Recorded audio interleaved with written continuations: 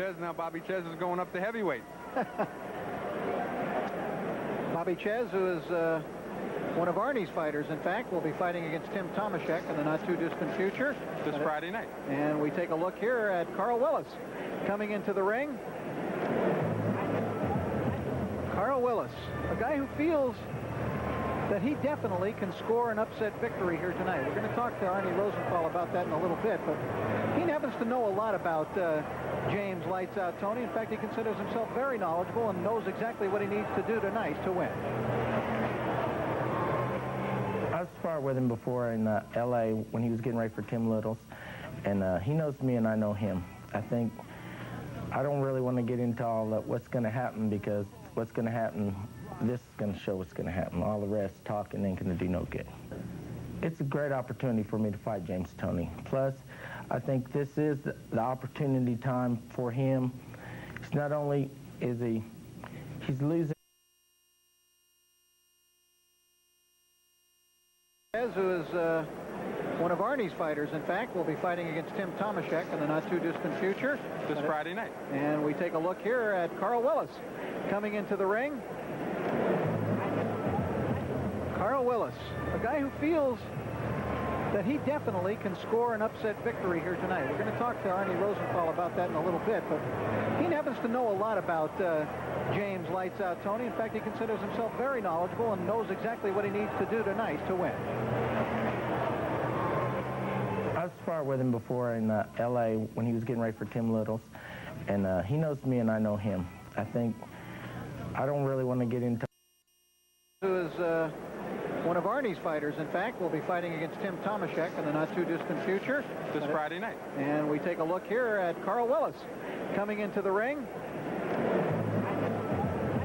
Karl Willis, a guy who feels that he definitely can score an upset victory here tonight. We're going to talk to Arnie Rosenthal about that in a little bit, but he happens to know a lot about James Lights Out Toney. In fact, he considers himself very knowledgeable and knows exactly what he needs to do tonight to win. I sparred with him before in L.A. when he was getting ready for Tim Little's, and he knows me and I know him. I think I don't really want to get into all what's going to happen, because what's going to happen, this is going to show what's going to happen. All the rest, talking ain't going to do no good. It's a great opportunity for me to fight James Toney. Plus, I think this is the opportunity time for him. It's not only is he's losing momentum as far as the public, not only just the public, in himself, I believe he's losing some of his own momentum. Why, I don't know, maybe management or whatever his problems may be. You know, everyone has them, but I think now's the time to go for it. And so while Karl Willis gets ready to go for it as well tonight, James Lights Out Toney, who enters into the ring. James, as somber as always when he steps into the ring, poses a very intimidating figure and goes by and throws a dirty look at the face of Karl Willis, who seems hardly bothered by that. Well, it didn't bother Roy Jones, and it didn't bother Montel Griffin. And the question is it going to bother Karl Willis? Well, you mentioned a couple of people that James Toney has been in against in the last few months. James was rated by many as the #1 fighter in the world pound for pound before that Roy Jones fight. That was just back in November. It's hard to believe that he would have lost 2 fights in a row after that, the Jones fight, and then, of course, the fight, very surprising, to Montel Griffin. Actually, I'd say you could say there are probably, these days, 3 guys on the mind of James Toney: Montel Griffin, Roy Jones, who we'd like to see again, and Karl Willis, of course, tonight. Well, the Griffin fight wasn't close at all. After the 7th round, I started picking up a little bit more, and I was just tagging him, and after the fight, I didn't know how to win, but like I said, I had this disbelief look on my face when I heard that first judge call it a draw. I said, something's up here. But then I heard the decision, so I figured they were going to shot me one way or the other. Yeah, of course I want to fight Roy Jones again and then Montel Griffin. But first thing, after I win the light heavyweight title, I'll make sure those be my first 2 title defenses, so I can shut everybody's mouths out there. From Karl Willis, the only thing I know about him is that he's going to get hurt. You know, I'm going back to my old style, bobbing, weaving, throwing a lot of punches, body shots. You know, I don't need to know that much about him, because it doesn't matter. What's going to happen to him tonight is going to be vicious.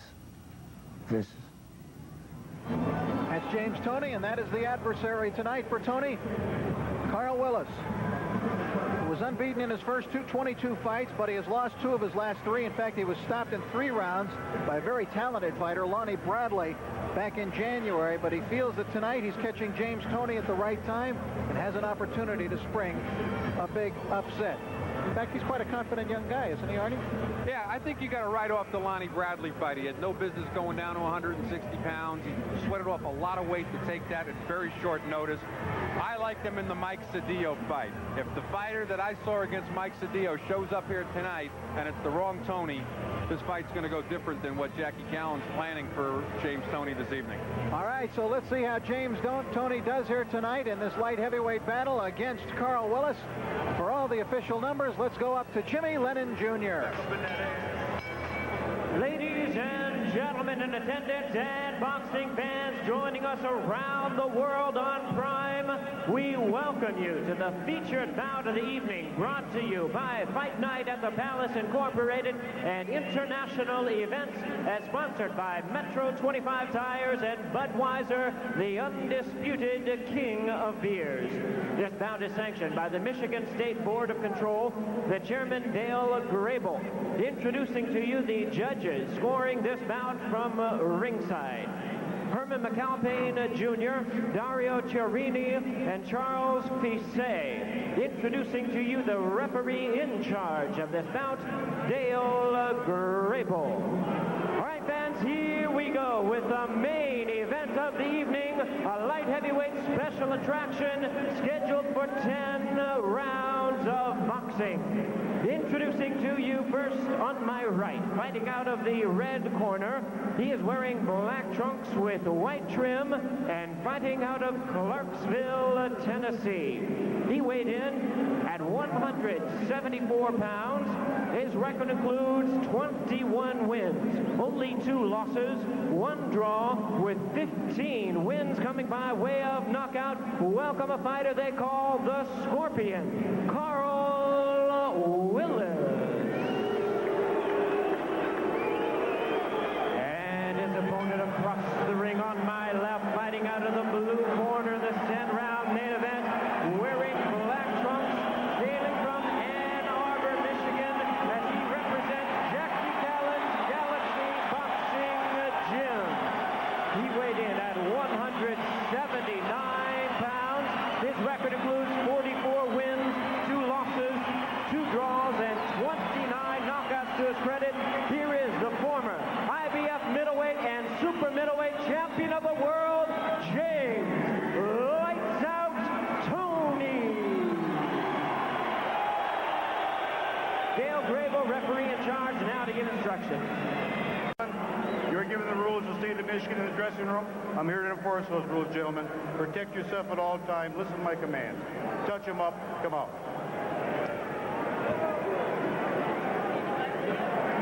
Okay, Rich, they're both the same age, even though Toney started fighting 4 years earlier, around the same height.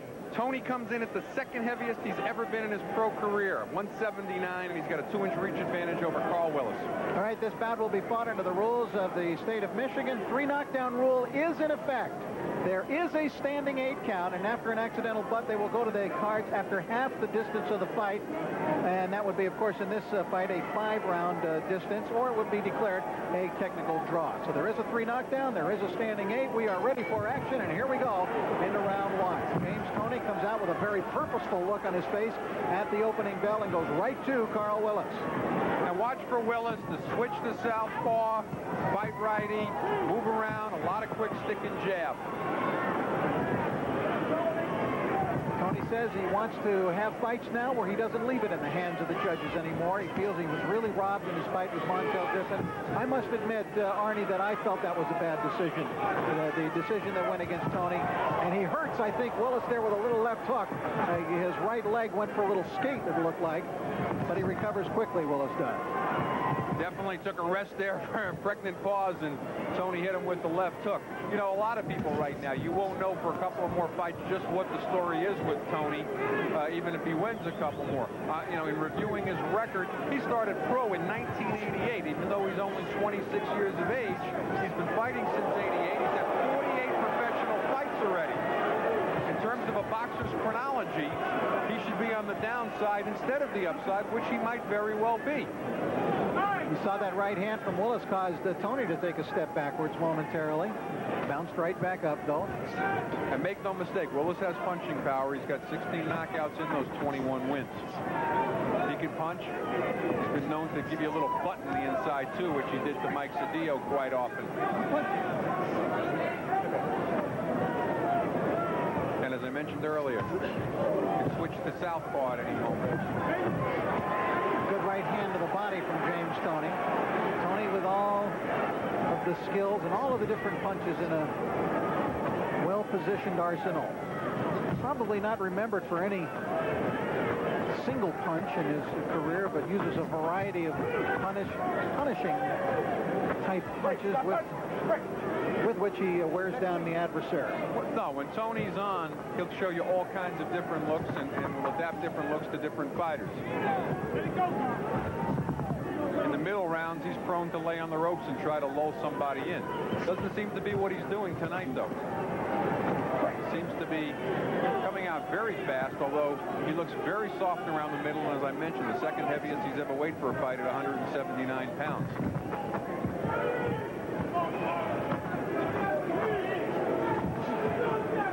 Half minute to go in round one.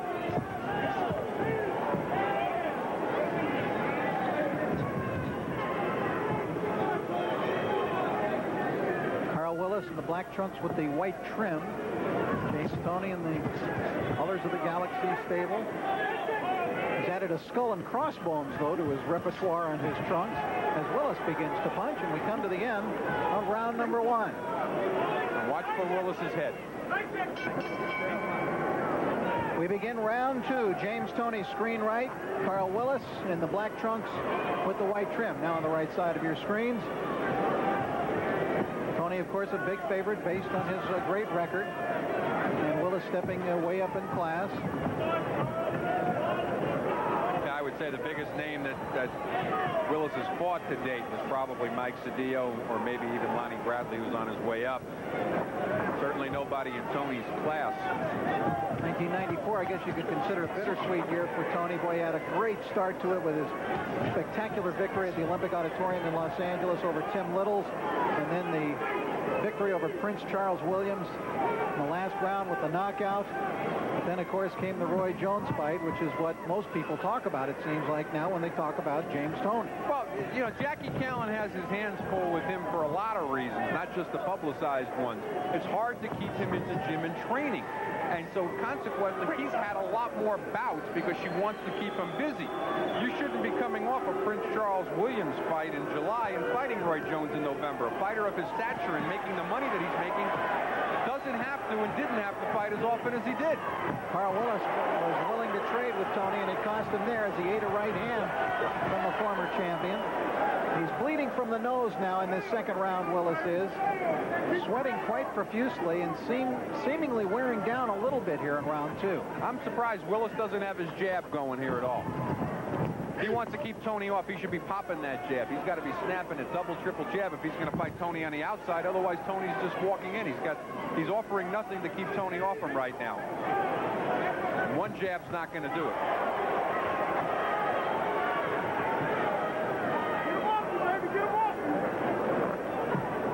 And I got to tell you, Rich, in spite of the extra weight, Toney looking impressive thus far. He is at 179 pounds. Moving well, coming forward, and appears to have now opened a cut over the eye of Karl Willis' right eye. Some blood from the nose and blood on the right side of the face underneath the eye of Willis as well. Toney, look how he's cutting off the ring on Willis, not leaving him any escape route. He actually backs up. Oh. And he just threw that head right into that cut as well. Add a little insult to that injury. Inside a half minute to go in round two. Rich Marotta, Arnie Rosenthal, ringside at the Palace of Auburn Hills. You're watching Prime Championship Boxing. Former two-time world champion James Toney. Getting hit, but then showing some of the defensive skills, which we've seen in a lot of his fights as well. loving that body. Loves to dip that left shoulder. I thought one of the greatest defensive performances we've seen in recent years was his fight against Iran Barkley, when Barkley just could not hit him in that fight. It was an incredible defensive showing by Toney, who goes down now and sits down in front of the venerable trainer Bill Miller. And across the way, we look at Willis. They got their work cut out. That's Rick Conte in the corner there. He's got his work cut out on that cut. They've done a good job in the past, though. Willis tends to cut. He was cut very badly in the Cedillo fight and still managed to go the full 12. But he's not doing anything to keep Toney off.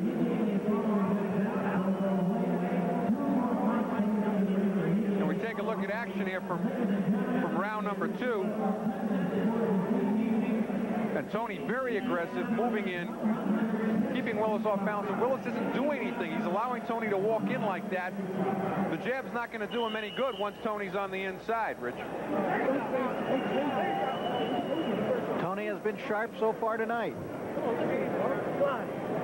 Still on his stool, across the ring. Willis looking at him. You got the same look at James Toney as Karl Willis did coming out of the corner. Look at how Toney cuts the ring on Willis. Willis trying to, can't really move in a circular fashion there. Toney an expert in the skills of boxing. Right to the right hand. Toney punching in combinations tonight. And Willis doing nothing to keep him off. He's not keeping that jab out of there. He wants to survive strictly on moving with the legs. He's got to keep the jab out. Willis can move some, moving some tonight. He's strong. He's got good stamina. He had a lot of first and second round KOs early in his career, but that was against very low-level opposition.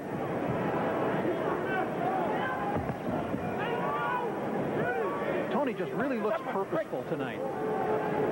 Well, as we said in the open, you're coming off 2 losses, which is something that we never thought we'd be talking about at this point in time. You have a must-win situation here. He's already got his next fight scheduled. He'll be fighting for the USBA title. That is against one of Arnie Rosenthal, my partner's fighters, Anthony Himber. Is there a date on that? April 30th on the CBS network. That's why, should James Toney win this fight, Rich, I'm going to give the pleasure of the post-fight interview to you so that Toney and I don't wind up... Is that for safety reasons? Possibly. Halfway through round 3. I don't want him to insult me and really get Hembrick mad at him. Well, James Toney, I can't recall any fighter who was a champion, and certainly at the level that he held the championship and for the amount of time that he did, who was more active, this guy. I mean, just fighting even non-title fights as well as title fights. He would fight as a matter of course, and every year in the 90s, 5, 6, 7 fights a year. In 1990, he fought 10 times. I mean, it gives you an idea. He's fought, that's what I was saying earlier, since 1988. He turned pro late in 88. So essentially, since 1989, he's had 48 fights. A lot of leg wear, a lot of body wear, and he's a fighter that likes to balloon up. Even if he's off for just 4 or 6 weeks, he's going to put on 20 pounds. So you take that weight off, you take it on, it's got wear and tear on you. And I think some of that wear and tear is what we saw in the Roy Jones and even in the Montel Griffin fight, but we're not seeing it tonight. Looking very good thus far. It was a right to the body that time, and then a left up to the head by James Toney. Good stiff jab there by Toney. 10 seconds to go in the round. Round number 4 coming up on Prime. Third round action, and you see what's happening here is Karl Willis is trying to throw a jab from the inside, and he's off balance, and James Toney pretty much having his way with him at this point. Toney moving forward, was told by his trainer Bill Miller not to forget the body. Arnie, we can't see the upper reaches here of this beautiful building, the Palace of Auburn Hills. We estimated that the crowd was around 12,000 earlier tonight, but it's dark up there, so we really can't see. We've just been handed the attendance figures here tonight. 18,165 fans have packed the Palace here to watch James Toney and Bronco McCartney. I'm not sure. That's probably a boxing record, though, for the Palace.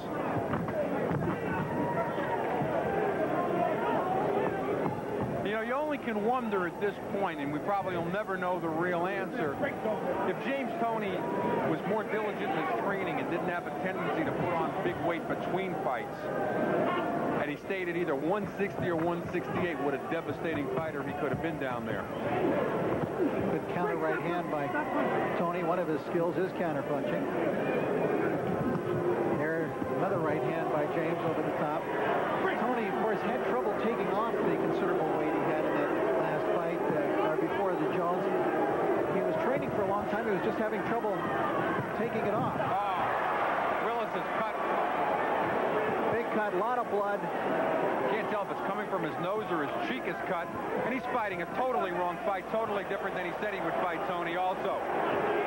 He's not sticking and jabbing, he's not moving, and now he's trying to get into a brawl on the inside. Showing a lot of guts and heart, but not a great strategy. I believe that blood was from the nose. It just got smeared, Arnie. It's no longer on the face. I agree. Right hand there by Willis.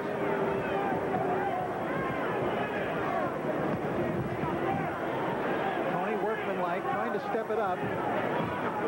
Yeah, there's a good stiff jab from Willis, but then he comes walking back in. Oh, Dale Grable warns Toney, says, I said stop punching. Toney punching on the break there, and he did get a good left hook and then splattered the blood again. And Willis turning into a punching bag at this point, Rich. He's offering no offense whatsoever.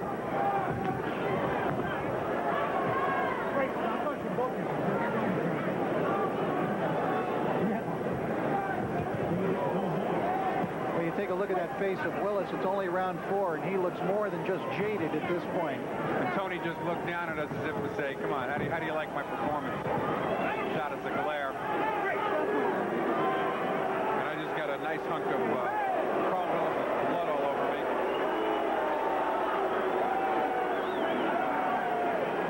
At the end of the round. Do you want to make... All right, back at the Palace of Auburn Hills as we begin round 5. To make matters worse for Karl Willis, they fought after the bell. A few seconds after the bell, and referee Dale Grable deducted a point from Willis as well for what he called unsportsmanlike conduct. So it was either 15 yards or a point. And it was a point he couldn't afford to give away at this point.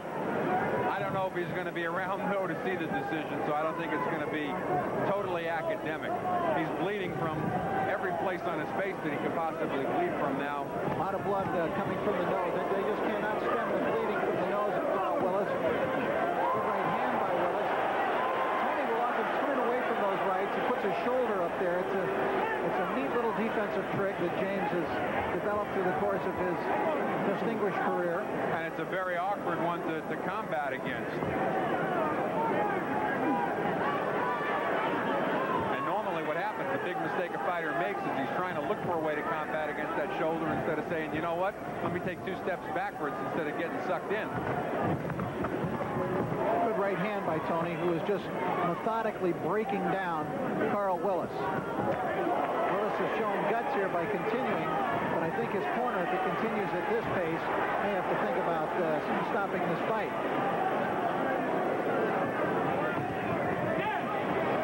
Well, I guess they're coming from, at least at this point, Willis is a bit of a puncher. He's had 16 knockouts in his 21 wins. They're going to feel he's got a puncher's chance on the inside. He tried to throw a right there, and Toney backed him up with his own right. Toney hitting him from all angles now, landed a nice uppercut in there as well. And Willis offering no offense as he backpedals, and Toney just stalking him.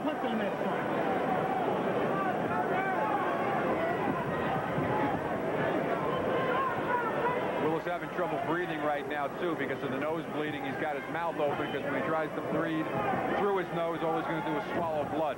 He's going to wind up getting his jaw broken this way if they can't stem the flow of blood from his nose. You see the blood come flying out of his mouth as well. It's a nice left hook by Toney, but it just grazed the face of Willis, thrown with a lot of power and snap. There Willis tries the jab and then follows it up with the left hand.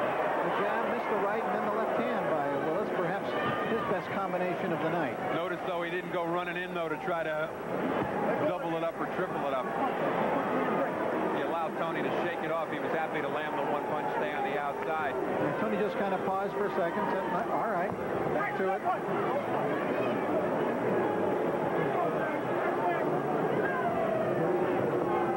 marches forward with 10 seconds to go in round 5.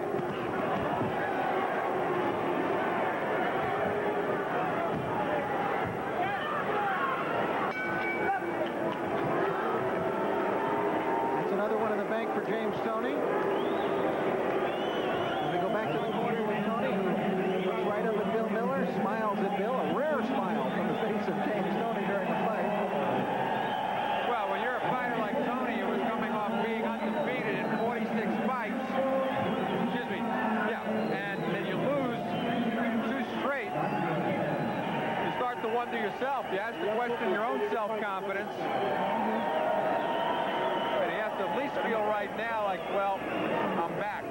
Or I'm back somewhat. This isn't Roy Jones, it's Karl Willis, but I'm on the right path. On the other hand, Willis is offering no offense whatsoever at this point. Nothing to speak of. There's a punching bag in there, and if I was his corner, I'd be thinking very seriously about stopping this fight. Maybe one more round. Round 6, scheduled for 10. This is Prime Championship Boxing coming to you tonight from the Palace of Auburn Hills. Rich Marotta and Arnie Rosenthal ringside. James Toney, former 2-time world champion, won the middleweight championship in 1991 with an 11th round KO of Michael Nunn, right in Nunn's hometown of Davenport, Iowa. Made 6 successful title defenses, and 2 years later defeated Iran Barkley in a spectacular performance to win the super middleweight championship. Made 3 successful defenses before losing the crown to Roy Jones Jr. Willis in his career, 21 victories, 2 defeats, 1 draw. And this isn't the same Willis that fought Cedillo. At least he's not fighting Toney the way that he fought Cedillo. There's no jab left in there whatsoever. He's in survival mode. He's looking for the one lucky punch. James Toney, though, even at 179 pounds, has to feel very good about this performance. And Toney beginning to actually pot shot him and landing those pot shots. Everything landing this round for James Toney. Very accurate round for the former champion. James almost pinioned his opponent on the ropes. And Willis got out of there, and James threw a big smile down here.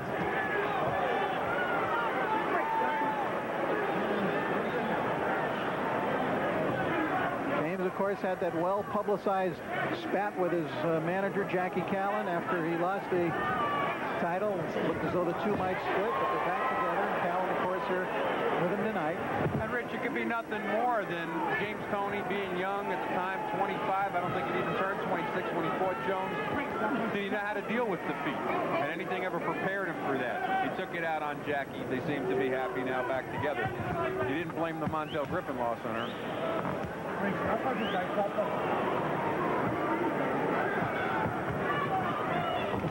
That was about the first punch that Toney has missed in this round. Wild with the right. I think at this point, yeah, very wild. He feels that he can get away with a little carelessness right now. Throw a right from that far on the outside. The guy he was fighting was a little bit more experienced or not so banged up. Wide open for a left hook. Right hand over the top by Toney. Willis just has no answer for him. Trying to catch the eye of Willis's corner to see what their intention is right now. There's no reason to really let this go on. Well, you mentioned a couple of rounds ago when I wondered the same thing, that he has a puncher's chance, but he's not punching. No, and at this point, he can't breathe. He winks at Toney as Toney goes walking back. I think right now, even Karl Willis knows this is about it.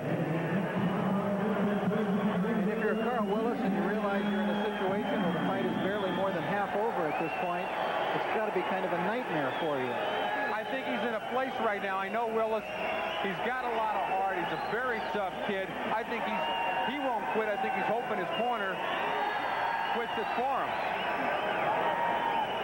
He's looking for them to stop it. You take a look at Toney here in 6th round action, Rick. I mean, Karl Willis is moving in on the inside. He's got nothing coming in. You take a look at Toney's slip here. Oh, Willis slips. That's right. Take a deep breath, baby. Go out there and put your foot. Tries to turn his back. Nothing really much happening there.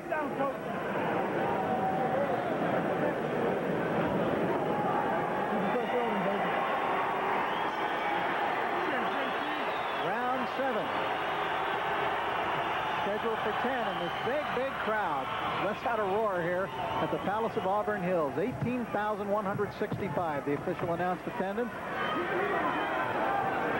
Hey, if nothing else, at the end of this fight, they're going to have to give Karl Willis a big hand. He's taking the beating of his life. Quite a left hook there by Toney. Catches Willis rushing in there with the right as well, Rich. And another warning from Dale Grable to watch the head on Karl Willis. He's already had 1 point taken away for unsportsmanlike conduct. They should give him a few points, though, for hard right now. Because he could quit at any time and not be ashamed. Take quite a beating here. Trying to move out of harm's way, but it seems wherever he turns, James Toney is in front of him. And a corner of Willis still screaming at him to jab, jab, jab. And I think that nose is broken. You take a look. That's not the shape of Willis's nose when he came in this evening. Now punch it on the other side. Come on, James. Although, at least for the moment, one of the few times in the fight, really, it's not bleeding profusely. Now the blood begins to trickle a little bit out of it.